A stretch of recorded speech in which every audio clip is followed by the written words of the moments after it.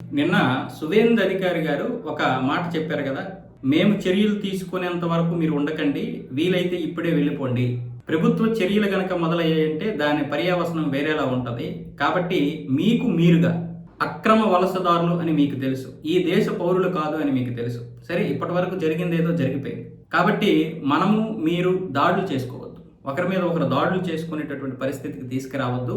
మాకు అంత సహనం లేదు, ఓపిక పోయింది. మీకు జైల్లో పెట్టి మిమ్మల్ని మేపి మా యొక్క ప్రజల యొక్క పన్నుల్ని ఈ విధంగా వృధా చేయలేము. కాబట్టి మీరు వెంటనే బార్డర్కి వెళ్ళిపోండి. అక్కడ బిఎస్ఎఫ్ వాళ్ళు ఉంటారు, మీకు 24 గంటల నుంచి 48 గంటల వరకు అన్ని సౌకర్యాలు చూసుకుంటారు. తర్వాత మిమ్మల్ని మీ యొక్క దేశంలోకి విడిచిపెట్టేస్తారు. కాబట్టి మీ ప్రభుత్వం కూడా మీరు వచ్చేయండి, వాళ్ళని మేము తీసుకుంటామని చెప్తోంది.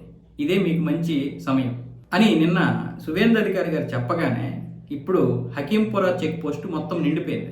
ఉత్తర 24 పరగణాల జిల్లా బార్డర్ అంతా నిండిపోయింది. అటువైపు కూడా చికెన్ నెక్ ఆఫ్ ఇండియా ఉంది కదా, అటువైపు కూడా బార్డర్ అంతా నిండిపోయింది. అంటే వెళ్ళిపోవడానికి స్వతహాగా వెళ్ళిపోతున్నటువంటి వారు. అంటే అలాంటి నిర్ణయాలు తీసుకోవాలి. అంటే ఎంతమందిని మనం ఇన్ని రోజులు పొంచి పోషించాం. ఈరోజు కాంగ్రెస్ కావచ్చు, లేకపోతే మిగతా పార్టీలు కావచ్చు, ఇన్ని దాడులు జరుగుతున్నాయా అని అంటున్నారు కదా. దాడులు జరగకుండానే వీళ్ళు వెళ్ళిపోతున్నారంటే దాని అర్థం ఏంటి? మమతా బేగం ఇన్ని రోజులు వీళ్ళని పెంచినట్లే కదా. ఇదే విషయాన్ని గత 10 సంవత్సరాల నుంచి అమిత్ షా, నరేంద్ర మోదీ, అక్కడ ఉన్నటువంటి బీజేపీ నాయకులు మాట్లాడుతున్నటువంటిది ఇదే.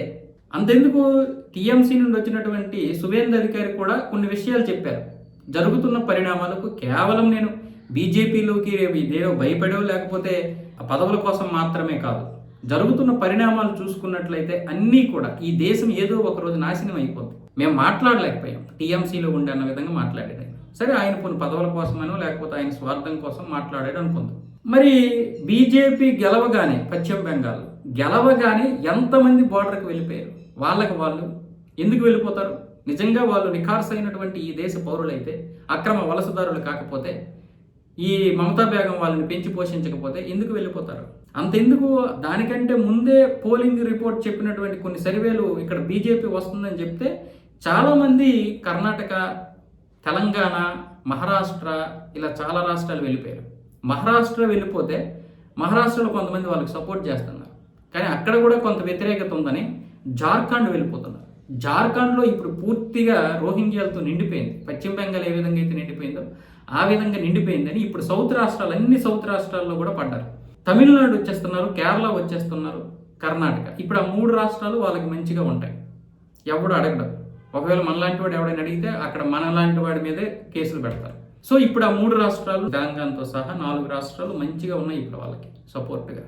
పని దొరుకుతుంది, వాళ్ళు అనుకున్నది సాధించడానికి అవకాశం.